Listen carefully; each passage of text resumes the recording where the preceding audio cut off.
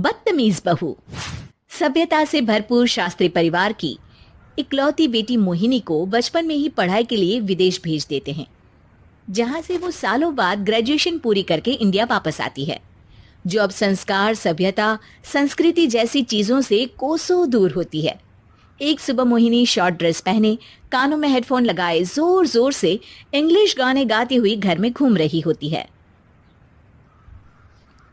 सुबह सुबह भगवान का नाम लेते हैं, राक्षसों की तरह चिल्लाते नहीं। पॉप्स, आपको अच्छे गाने की बिल्कुल समझ नहीं है, सो ठीक है, चिल पिल। अरे मोहिनी, पापा से ऐसे बात करते हैं क्या? सारी तमीज भूल गई हो। ओह मॉम प्लीज, इतनी बड़ी भी कोई बात नहीं हुई, सो डोंट ओवर रिएक्ट। ऐसे ही दिन बीतते हैं जिसमें मोहिनी के तौर तरीके, रहने और बात करने का ढंग उसके मम्मी पापा को परेशान करने लगता है। भला कोई मानेगा कि ये मेरी बेटी है? रीति रिवाज और संस्कारों से तो इसका दूर दूर तक कोई नाता नहीं, और अब तो लगता भी नहीं कि कभी होगा। अरे ऐसे कैसे नहीं होगा? लड़कियां सारे नखरे अपने माँ बाप को ही दिखाती है। ससुराल जाकर उन्हें सब कुछ करना भी पड़ता है और मानना भी। पत्नी की बात शास्त्री जी समझ जाते हैं और कुछ ही दिनों में अपने से भी ज्यादा धार्मिक परिवार में निखिल के साथ मोहिनी का रिश्ता पक्का कर देते हैं। रिश्ता तो पक्का कर दिया, पर यहाँ मोहिनी को कैसे मनाएंगे? शादी ब्याह के मामले में आटे में नमक जितना झूठ तो चलता है जी।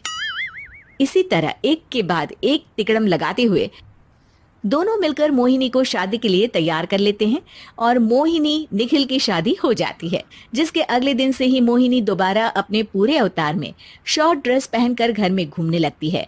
बहू को ऐसे देख सास की आंखें फटी की फटी रह जाती हैं।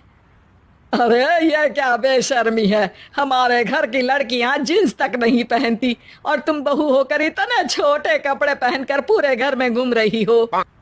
सीरियसली मॉम, प्लीज आप अपनी इस 80 के दशक वाली सोच में मुझे इंक्लूड मत करो। हाय तौबा, एक तो बेशर्मी दिखाती है, ऊपर से सास के साथ जुबान भी लड़ाती है। अरे जल्दी कपड़े बदल कर आ, घर की पहली आरती तुम्हें ही करनी है। इतनी देर में निखिल भी वहां आ जाता है। माँ पापा आने वाले हैं, पूजा का सारा सामान तैयार है ना? ये पूजा हमेशा मेरे बॉयफ्रेंड्स के पीछे पड़ी रहती थी और अब हस्बैंड के पीछे भी आ गई। मोहिनी की बातें सुन सास तो अपना सिर पकड़ लेती है, लेकिन निखिल किसी न किसी तरह उसे पूजा के लिए कन्विंस करके कपड़े चेंज करने के लिए भेज देता है, जिस पर पूजा खत्म होने के बाद वो एक बार फिर अपनी शॉर्ट ड्रेस में आ जाती है। बहू, ये क्या तरीका है? संस्कार नाम की कोई चीज है या नहीं? नहीं ससुर जी, संस्कार मेरा दूसरा बॉयफ्रेंड था, अब तो मेरा उससे कोई कांटेक्ट नहीं है। मोहिनी का जवाब सुन के ससुर तो भगवान नाम जपते वहां से चले जाते हैं, लेकिन सास बहू के बीच कहासुनी फिर शुरू हो जाती है, जिसे इग्नोर करते हुए मोहिनी घर से बाहर चली जाती है और देर रात घर वापस आती है। मोहिनी, मैं जानता हूँ कि तुम विदेश में रही हो और तुम्हें वहीं की आदत है, पर यहाँ चीजें कुछ अलग है। अगर तुम उस हिसाब से कुछ एडजस्ट कर लो तो सबके लिए सही हो जाएगा। I am not in a lecture mood. Good night. अगली सुबह मोहिनी देर से उठकर एक बार फिर उसी तरह सबके सामने आती है, जिस पर उसकी सास कुछ बोले उससे पहले ही मोहिनी की दोस्त मोनिका और रेचल वहां आ जाती हैं। Oh hi darling, how are you? OMG, we missed you so much. I missed you too darling. Ram Ram, इन्होंने तो तुमसे भी छोटे कपड़े पहने हैं। अरे तुम लोगों के अंदर कोई शर्म लिहाज बाकी भी है या सब बेच खाई? मोहिनी, तुम्हारी मेड कुछ ज्यादा नहीं बोलती?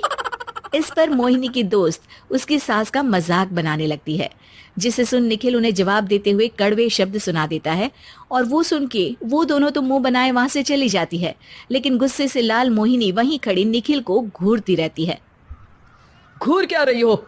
तुमसे शादी की ये सोचकर कि विदेश में पढ़ी लिखी हो, घर में कोई पॉजिटिव चेंज लाओगी, अपनी करियर के लिए एम्बिशियस होगी, पर अपने इस बिहेवियर से उस पढ़ाई के साथ साथ अपने मम्मी पापा के नाम को भी डुबो रही हो।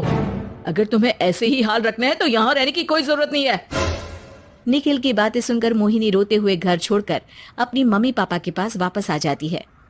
ससुराल में सब कुछ ठीक तो है? वो अपने आप को समझते क्या है? मोहिनी पर चिल्ला रहे हैं? मैं क्यों उसके इशारों पर चलूं? मैं अपनी लाइफ अपने तरीके से जीना चाहती हूँ और वो ना आप लोगों को मंजूर था और ना ही उन्हें है। तुम यहाँ नहीं रह सकती। अपने पापा की बात सुन के मोहिनी हैरान रह जाती है। हाँ, तुमने बिल्कुल सही सुना। अगर तुम्हें अपने इस घमंड, बेशर्मी और बदतमीजी में ही जीना है तो तुम यहाँ भी नहीं रह सकती। बेटी, मैं मानता हूँ हमारे यहाँ रीति रिवाज बहुत मायने रखते हैं और हमने उन्हीं के ओवरडोज से बचाने के लिए तुम्हें विदेश भेजा था। एक लड़की जो शादी करके घर और बच्चे संभालती है, उससे तुम अपने आप को ज्यादा समझ सको इसके लिए भेजा था। तुम उससे ज्यादा समझो और बनो, पर तुम तो किसी दूसरी ही ट्रेन में चढ़ गई बेटा। उसके मम्मी पापा बहुत देर तक मोहिनी को सारी बातें समझाते हैं, जिन्हें सुनकर मोहिनी को अपनी गलती का एहसास होता है। वो जॉब ज्वाइन कर लेती है और ससुराल वापस आकर उन्हें मॉडर्न बनाती है और खुद भी कुछ रिवाज सीखते हुए खुशी से रहने लगती है।